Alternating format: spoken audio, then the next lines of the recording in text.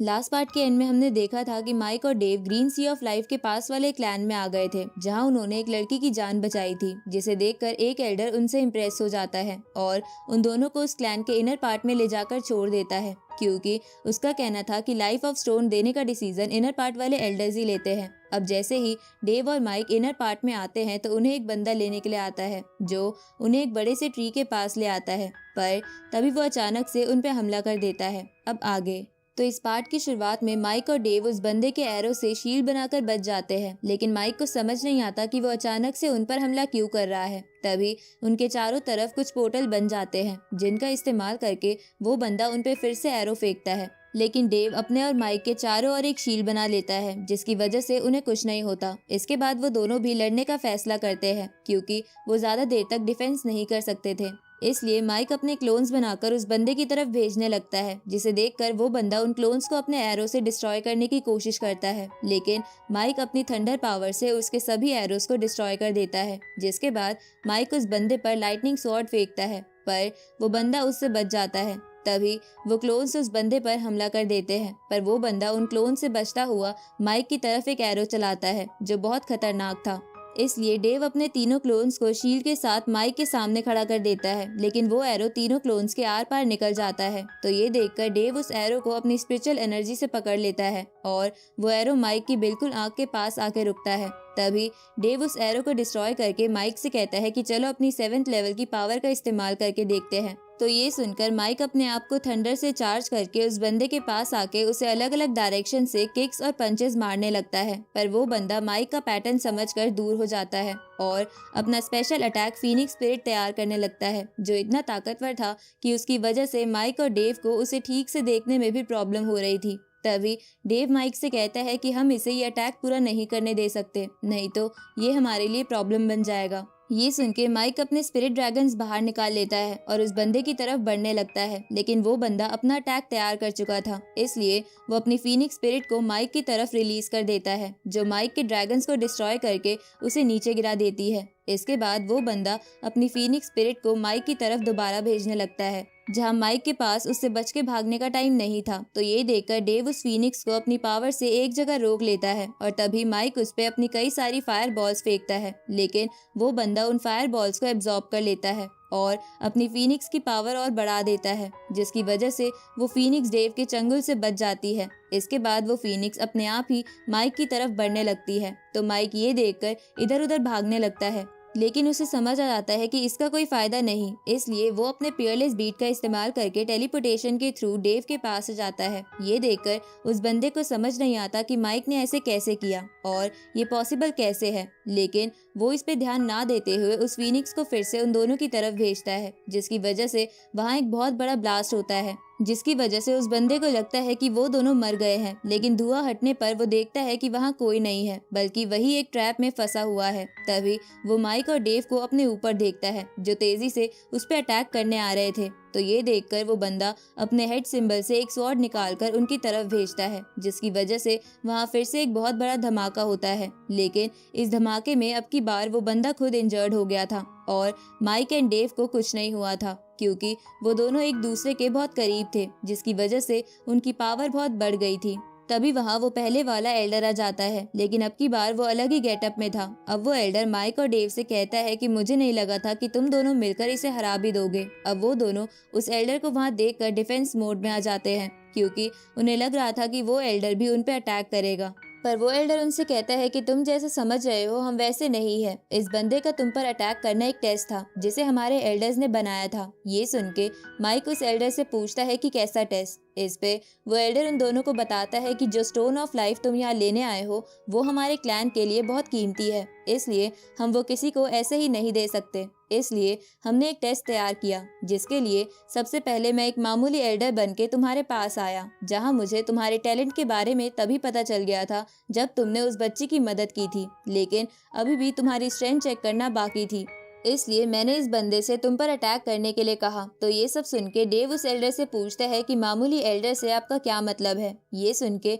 वो Elder Dave को बताता है कि मैं इस क्लैन का 4th एल्डर हूँ। तभी वहाँ एक लड़की और वहाँ कुछ और लोग भी आ जाते हैं। जिसके बाद वो सभी माइक और डेव का क्लैन में स्वागत करते हैं। अब माइक उन सभी लोगों को देखकर डेव को टेलीपैथी के थ्रू बताता है कि ये लोग यहाँ पर 3rd से 10th लेवल तक के वॉरियर हैं, कहीं ये लोग हमें किडनैप तो नहीं करने वाले। पर डेव उसे शांत कराता है। जिसके बाद अब वो दोनों एक एक करके अपना इंट्रोडक्शन देते हैं कि माइक ब्लू डोमेन की थंडर सिटी से है और डेव लीगल डोमेन की विजडम सिटी से है। इसके बाद माइक उस एल्डर से पूछता है कि क्या हमने आपका टेस्ट पास कर लिया है। इस पर एल्डर कहता है कि हाँ, तुमने ये टेस्ट सिर्फ पास ही नहीं किया है बल्कि हमें बहुत इम्प्रेस भी कर दिया है।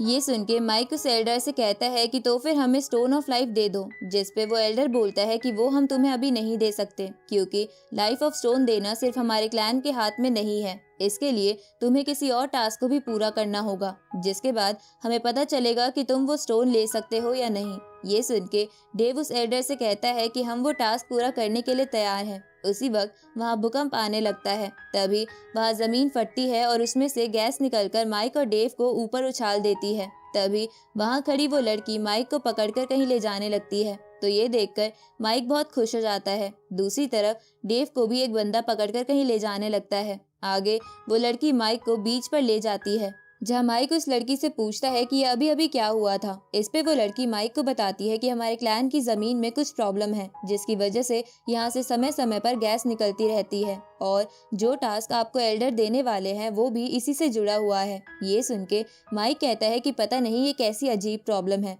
तभी वो लड़की शर्माते हुए माइक से पूछती है कि क्या आप मेरी एक रिक्वेस्ट पूरी करोगे। इस तरफ वो बंदा डेव को एक पेड़ पर ले आता है, जहाँ वो बंदा अपने आप को इंट्रोड्यूस करके बताता है कि मैं इस क्लैन का 16th एल्डर हूँ।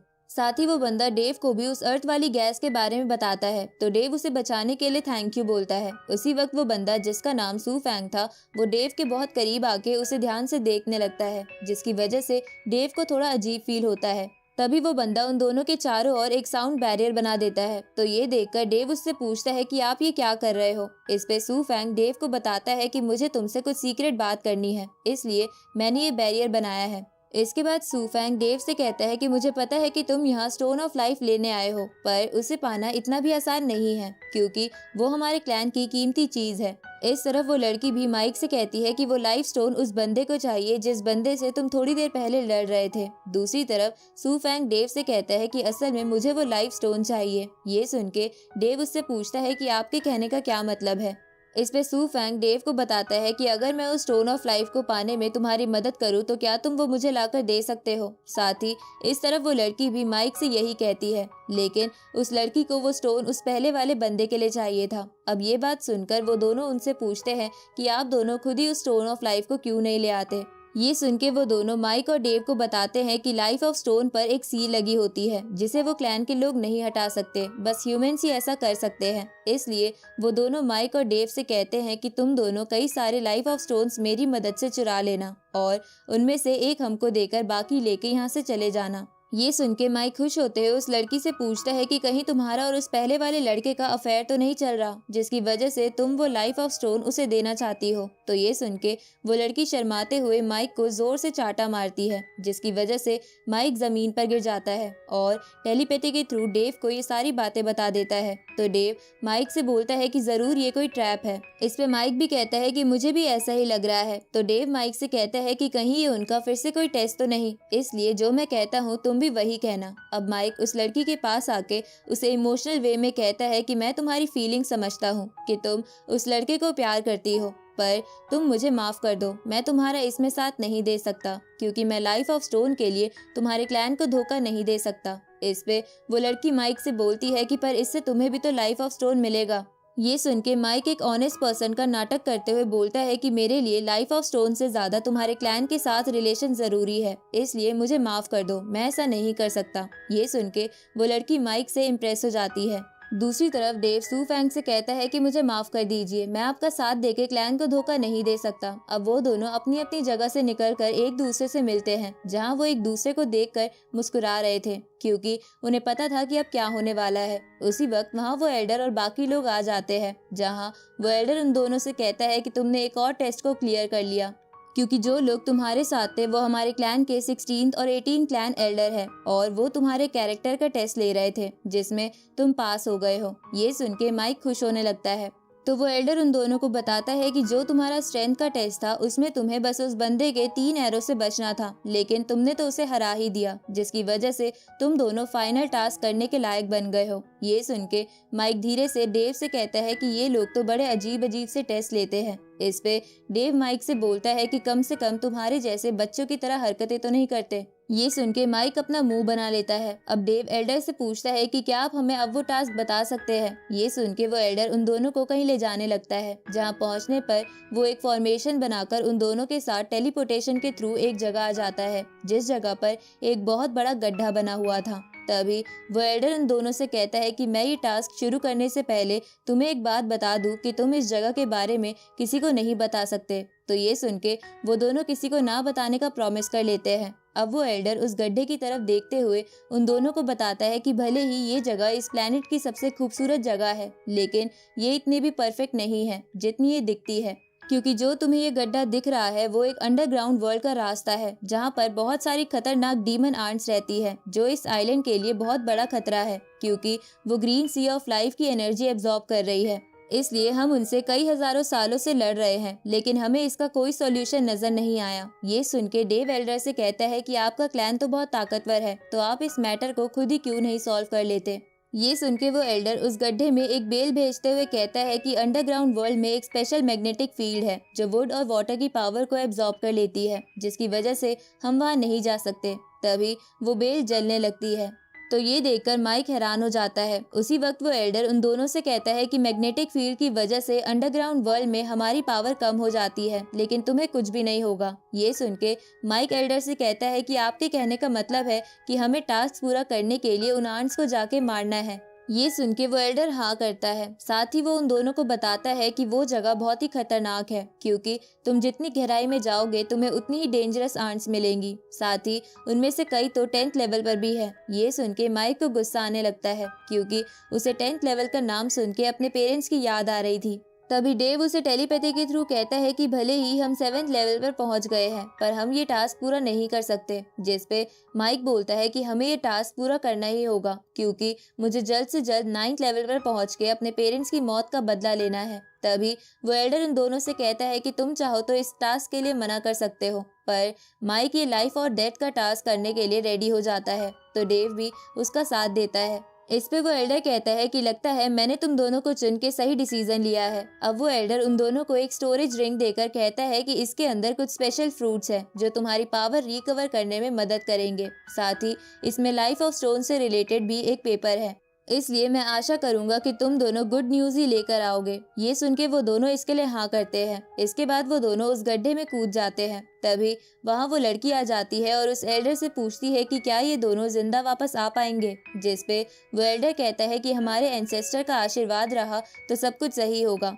इस तरफ हम अंडरग्राउंड वर्ल्ड में आंट क्वीन को देखते हैं, जो अपने सोल्जर्स द्वारा इकट्ठा की गई एनर्जी एब्जॉर्ब कर रही थी। तभी वो क्वीन हंसने लगती है और इसी के साथ ये पार्ट यहीं खत्म होता है।